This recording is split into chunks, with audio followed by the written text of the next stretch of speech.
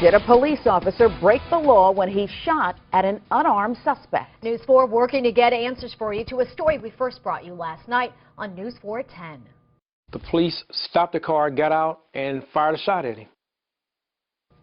A Wellston police officer broke department policy when he chased a suspected car thief and then concealed shooting the suspect from his boss.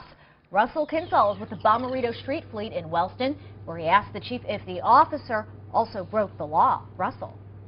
Jasmine, the officer's actions were wrong. The question is, did they rise to the level of criminal activity?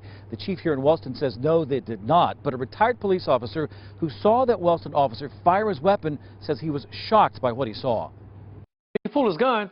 I'm thinking, I know he's not. Before I could get it out of my mind, I know he's not. Pow! I say, yeah, yes, he did. Eddie Simmons is a retired St. Louis police officer who was driving down Goodfellow Saturday night when he saw a police pursuit that ended in front of him at Garrishy. He says the suspect jumped out and ran unarmed, and a Wellston officer got out, shot at him, and missed. There's no such thing as warning shots in the state of Missouri. There's no such thing as that. No, and to fire your gun, you know, because you can't catch a person, no.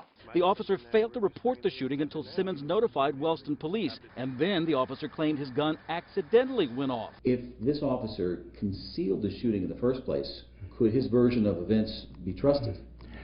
That's possible. That's possible, and we took that into consideration. Prior to this, he's been a good officer. We haven't had any problems with him. Chief Walker said he would have called in another department to conduct an independent investigation if the suspect had been hit. He admits the officer should not have been chasing the suspect, failed to turn on his body camera, and failed to report the shooting, but did not commit a crime by discharging his weapon in city limits. With an accidental discharge, that would be a bit different because there was no criminal intent.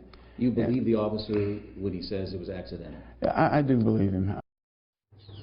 That officer has been suspended without pay for 5 days. Now, coming up all new on News 4 at 6, the growing trend of police officers failing to turn on their new body cameras at critical moments. That's coming up at 6. Live in Wellston, Russell Kinsall, News 4.